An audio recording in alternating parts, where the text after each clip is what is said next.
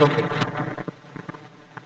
Principles of operation of a transformer is that transformer work on the principle of mutual inductance of two coils. When the current in the primary coil is changed, the flux length to the secondary coil also changes. Consequently, an EMF is induced in the secondary coil. Okay, we have discussed the voltages as well as the current flowing through the primary and secondary winding, and the magnetic flux is phi. Okay. Then there are actually this is the basic design of a transformer, and transformer is one of the we can say that important unit or important device for electricity distribution. Okay. For electricity distribution, as per the requirement in industry as well as for household application, transformer is must. There, but there are various kind of transformer, and as an engineer, as an we can say that if a BTech student, you must be aware what are the different type of transformer. Now, transformer can be classified depending upon their constructions, depending upon their application. Okay, and various ways are there. Accordingly, we can classify the transformers. But as an example, we will see only few of them. Okay, these are not the classifications which we are going to learn here. They are not the means all the types, but the way we can classify that we will see. Now, depending upon the application, depending upon whether we are increasing the output voltage or decreasing the output voltage, the transformers can be classified as a step up transformer or step down transformer. In step up transformer, the output voltages are more as compared to the input voltage. Okay, if we need more output voltages than the input voltage, that type of transformer, that type of transformer design is called as a step up transformer. Similarly, if the output voltages are less as compared to the input voltage, sometimes we need it. Okay, for low power application, we have to down convert the output voltages. If such a design, if such a transformer is there, that is known as a step down transformer. Okay, then depending upon the constructions, means where we are doing the winding. Okay, how many which part of the transformer we are using for the winding. They are also divided as a core type of transformer and shell type of transformer. Again, in the last lecture, previous lecture also, we have seen the difference between core and shell type of transformer, and again we are going to revise in the next slide. Then depending upon which type of phases, means which type of power supply we are using, transformers are also divided. If we are using a single phase supply, single phase electrical supply, power supply as an input and output, that is known as a single phase transformer. If we are using the three phase as an input as well as the output, that is known as a three phase transformer. Very simple, but must be known to you. Okay, and depending upon the so that depending upon the application you can use. Okay, then next one is the classification based on the location of the transformer, whether the transformer is useful for the indoor application, outdoor application, or station transformer. Now, why to think about this? Because if transformer we are using indoor, then there will be the less effect of environment, and that may be the rain. Okay, changing the climate, we don't have to take care of the casing. Okay, and if the transformer is outdoor, then definitely it should be fully protected. It should not be life threatening to any other living creature. That's why, depending upon that, the security and constructions may be done. Therefore, before selecting the transformer, you must decide where to and for what purpose we have to use the transformer. Okay. And one more thing is that classification of the transformer may be the combination of the different means ways. For example, a single phase transformer may be a shell type or core type. Okay, means that classification we can combine. And a single phase core type of transformer may be useful for the outdoor type of transformer. That may be the outdoor type of transformer. Means even if it comes in one category, that can be the part of other categories.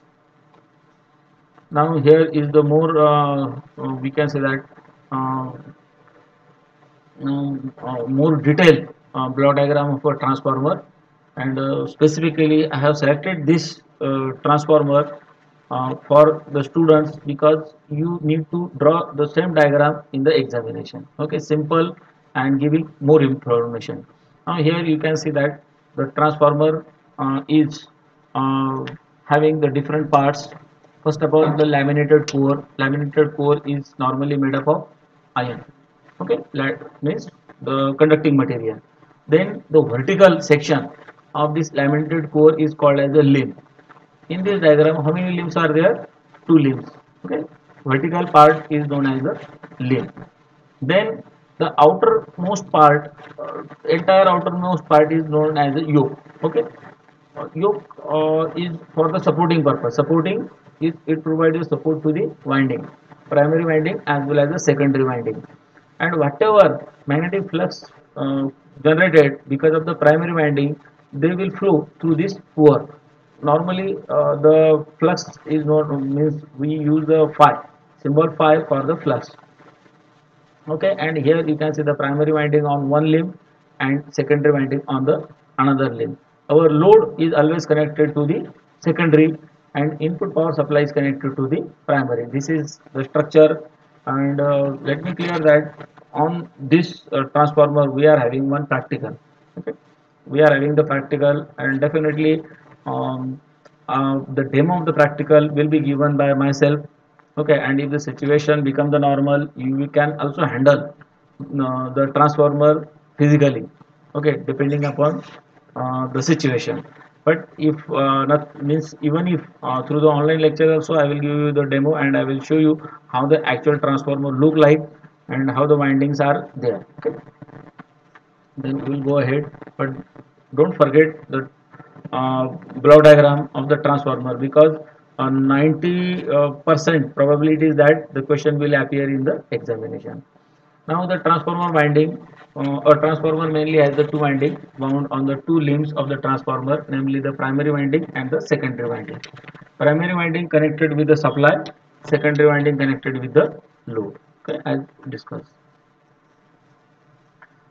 Then no, uh, mainly in our syllabus, the you must be aware the types of transformer depending upon the structure, that is the core type as well as the shell type. Then we'll see the diagram which you have seen earlier, that is the core type of transformer. A core type of transformer has a single path for the magnetic flux to flow in the transformer. The core can be in the form of a rectangle or a square. Okay, here you can see. Okay, here you can see that there are two limb, and here there are two limb. Primary is connected on one limb, secondary is connected on one limb, another limb, and magnetic flux flowing through a single path. If you see that the dash is given here, a dash line is given for which shows the direction of magnetic flux, and there is a single path for the means for flowing the magnetic flux. If such type of structure is there, that is called as a core type of transformer, and this is the simplest type of transformer normally used for the low voltage application. Wherever we need to use the um, that is not used for the low voltage application, it is useful for the high voltage application. Okay, core type of transformer is useful for the high voltage application. Then a shell type of transformer, you can see that for shell type of transformer there are three limbs. Okay, one on either side and another limb is at the center of transformer of a you can say that your transformer structure yoke. A shell type of transformer has two windows, and therefore how many windows are available now? In the core type of transformer we have seen that only one path is available, but now here we are having the two path for the flux flow. Okay, flux can flow through two paths, and the three limbs are there. Both the primary and secondary windings are placed on the central limb. Okay, both the winding, half of the part is useful for the primary winding and half of the part is useful for the secondary winding. Now here this difference, earlier also we have seen the difference between the core type as well as the shell type of transformer. Shell type of transformer. uh, Now again I will revise, though it is simple, but my intention is not to means give you the understanding here, but you must remember it for a long time. And in the examination, I am expecting that all of you must be able to write the differences. uh, Even I can say that 70-80% probability is that these differences will appear in the examination. Now, as the core type, it is having the single core. In shell type, it is having the double core. In core type of transformer is having only two limbs, whereas shell type it is having only uh, one limb at the center. Okay, the cylindrical type of coils are used for the core type of transformer, whereas generally multi-layer this type of sandwich coil is used for the shell type transformer. Core type of transformer is useful for means it is easy to repair and for maintenance purpose. Shell type somewhat difficult. It is not too difficult, but as compared to the core type, it is difficult to repair and maintain. The natural cooling is good in the core type, whereas natural cooling is poor in the shell type of transformer. Okay, and core type of transformer is useful for the high voltage applications, whereas the shell type transformer is useful for the low voltage application. And one more thing is that core type of transformer is costlier as compared to the shell type of transformer, because it uses the two different links for the secondary and primary winding. Okay, now go to the next slide. Then principle of operation, how it works. The primary of the transformer, let us assume that the primary of the transformer is having the N1 turns, is fed from an AC supply of V1 volt. The current I1 is flowing through the primary coil. The current through the primary will set up flux phi in the core. This flux, when linked with the primary winding, will produce an induced EMF E1. Okay, these are our assumptions in the primary. Based on these assumptions, we can okay, similarly, we will consider that phi is the flux. Phi is the flux in the secondary winding, and which generates the EMF E2 in the secondary winding. Because of the induced EMF, a current I2 will flow through the load connected with the secondary winding. The load terminal voltage is V2.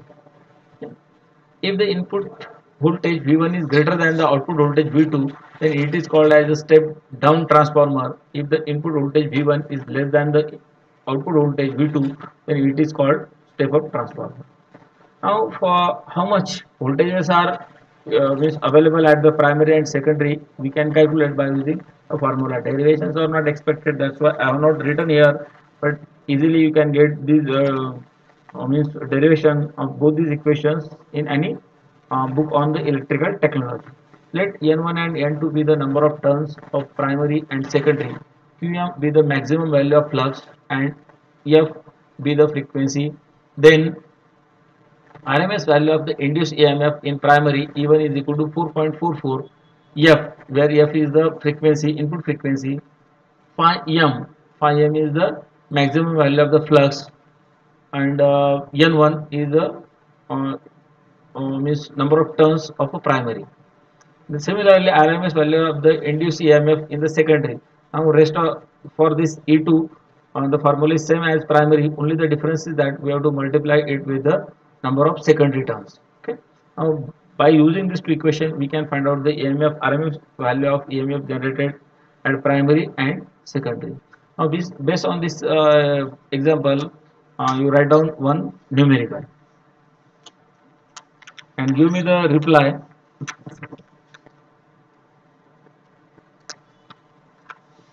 Okay, write down the example. Yes, you write down an ideal 25 kilo volt ampere transformer has an ideal 25 kilo volt ampere transformer has 500 turns on the primary winding and 40 turns on the secondary winding.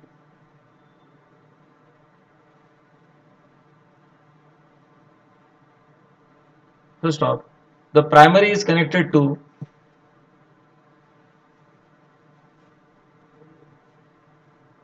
3000 volt, comma 50 hertz supply,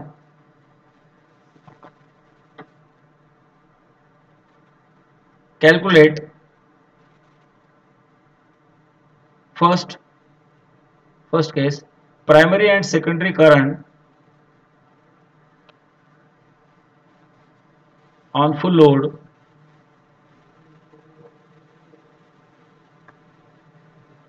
Second, secondary EMF.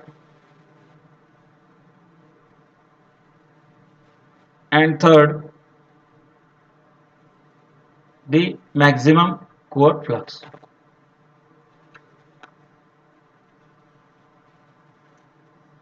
Okay, now all of you have to solve this example, and before the next lecture I am expecting the answer of this numerical. Okay, if the answer is correct, then only we will go for the next lecture. Thank you.